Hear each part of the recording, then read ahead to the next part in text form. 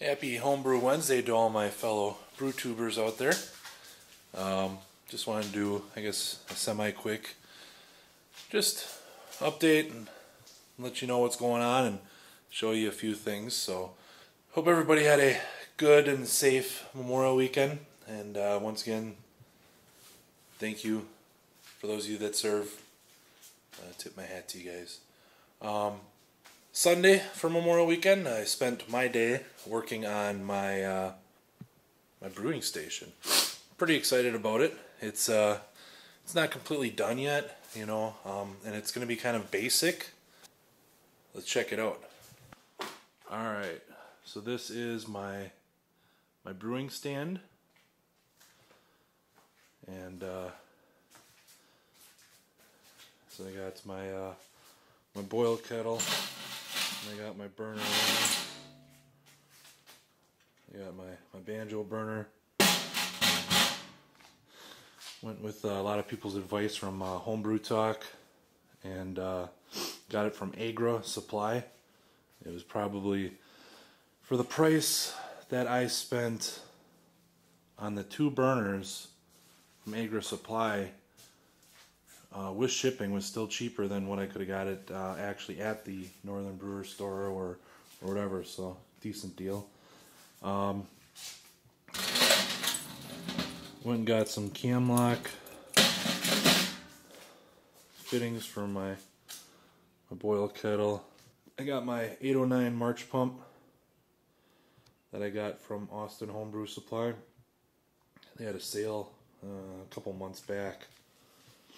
So, and then I got my Home Depot mash tun.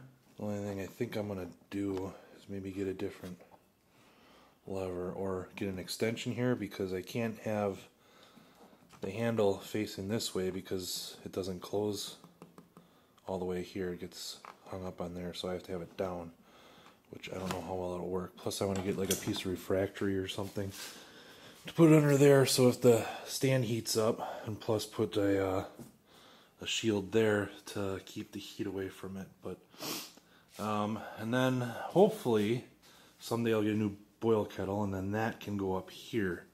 But in the meantime, I'm just using my old turkey fryer that took me hours and hours and hours and hours and hours of cleaning to get all the grease and shit out.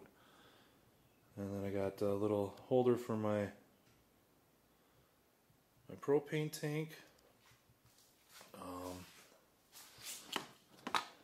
Got a probably mount this on the back somewhere, but here's the rest of that.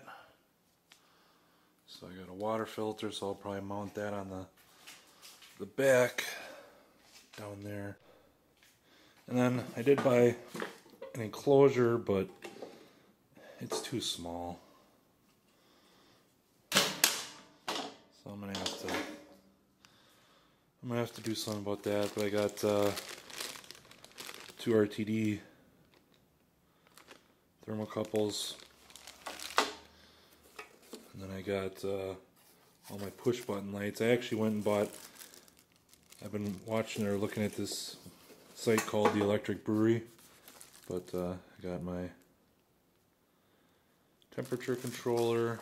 I've been looking and reading and researching a lot on the whole recirculation thing, because it seems like most of the guys that have these setups do that, and that could help control my temperature on my mash and stuff. So that is what I'll probably be looking at in the long-term future. But in the short term, this is what I got. But yeah, my enclosure here, it seemed a lot bigger when I was ordering it off of eBay, and then I got it here, and you know, if I put it in there, that takes up the whole damn enclosure, so I have no room for my relays. So I'm gonna have to go back to the drawing block and see what I can find. But so that's kind of my brewing setup.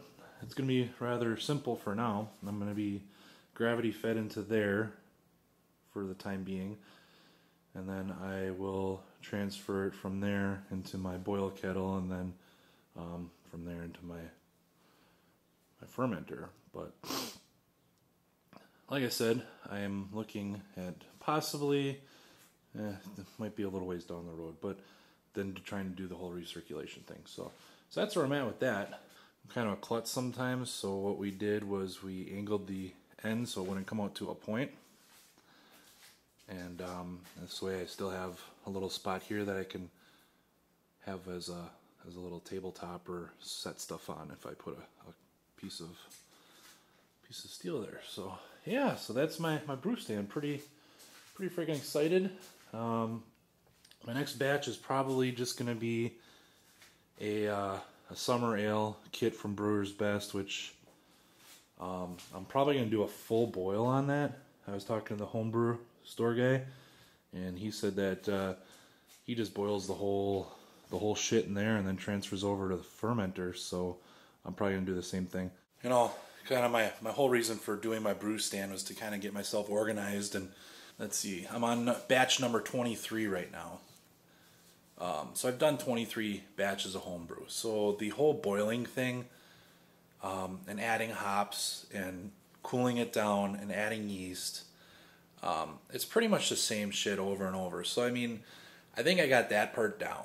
It's just a matter of understanding what what the different ingredients do to your beer, the different specialty grains, the different base grains, the hops, the yeast. I love what Hoki's doing with the yeast experiments and the hop experiments, and now he's looking at doing a grain experiment, which I hope that I can get involved in, because I'm still doing a lot of kits. I just did my own I did two batches, scratch, not from a kit, and they didn't turn out great, but it's me tinkering around. If I wanted to make an actual summer shandy that tasted exactly like summer shandy, I just keep brewing it and brewing it and brewing it until it turns out right. So just keep tweaking. But so I'm really excited to get into the Hokie thing if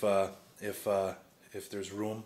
I'm not sure if it'd be better to do a mini mash or if it'd be better to do an all grain, just because my mini mash kits have been turning out great. And the whole reason for kind of doing my whole brew stand behind me was to get better consistency on my mashes and stuff. Have burners and have everything. Eventually get to the place where I can try doing the whole recirculation thing and have more consistent mash, and maybe learn more about step mashing, and there's a protein rest and all this stuff that you guys talk about, or that I've read about, and trying to figure how all that works. So I mean, the whole boiling wort and making wort, the extract way, I've got that down. So the whole boiling thing is okay. What I'm really working on is the mashing stuff, because that's new to me, and that seems to be where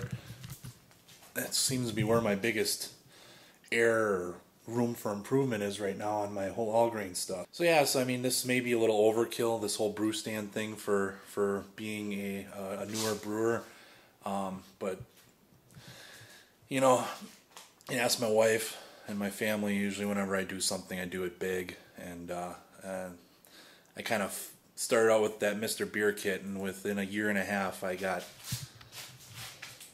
this, So I mean, when I see something, when I enjoy it, I dive into it head first, and I don't see myself stopping brewing. And like I said, in I think an earlier video, I'd like to get to the point where I do understand all the grains and hops and yeasts and stuff, and can create my own recipes from just scratch, from my thoughts. And I'd like to win a ribbon or do something, send it into some homebrew competition and win something. And I think that'd be the ultimate, hey, you did a hell of a job. So that's kind of what I'm shooting for long term. May not happen this year or whatever, but I guess we'll see. So yeah, so that's why I built the brew stand. It's long term. Right now I'm going to be using it kind of generically. Hoping to add all the bells and whistles at some point, but for right now it is what it is. And But yeah, I'm excited, dude. I was like a kid in a candy store as I was seeing this thing built. I'll post a video.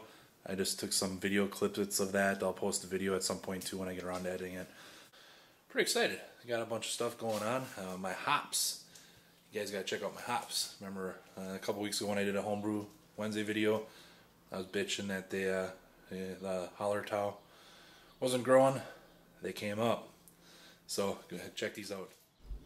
So you can see the pearl is actually about like 4 inches or so. The Hallertau, it's coming out, so they're going, which is exciting because I was worried. So everybody, that's all I got. Thanks for watching. Thanks for subscribing. Looking at getting some more brewing videos. My next one that I'll be editing right now and hopefully get out next week is my side-by-side Hefe, Franziskaner, whatever you want to call it, all grain versus extract or mini mash. And I was actually surprised with the results. So then again, you know, I'm still learning all grains, so that might weigh into it a little bit. But yeah, so I did a side-by-side. It's a dueling brew day, and I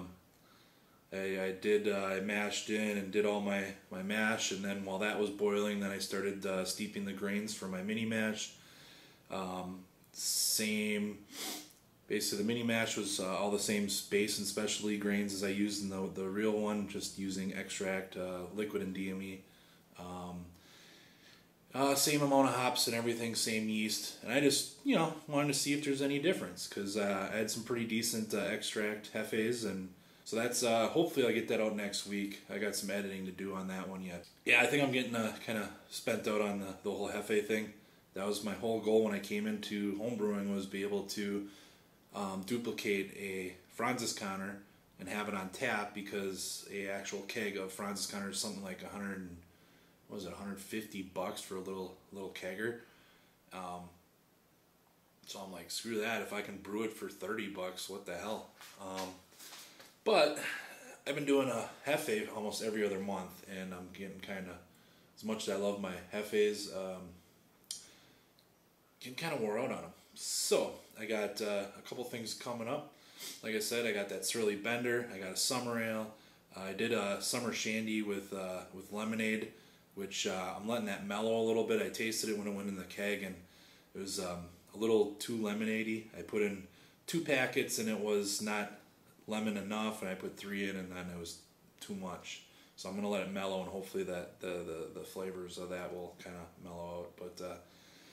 But yeah, I'm going to try my first IPA. Well, it's using all those Warrior hops, and you know, I got kits to last me a couple months now, so we'll be doing that, trying some of my own recipes.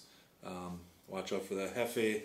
That's my own recipe that I put together based on what I've tasted, what I've brewed, and, you know, some stuff online. So yeah, everybody, happy Homebrew Wednesday. Thanks for watching. Have a good, safe week, and we'll see you around next week. Cheers, everybody.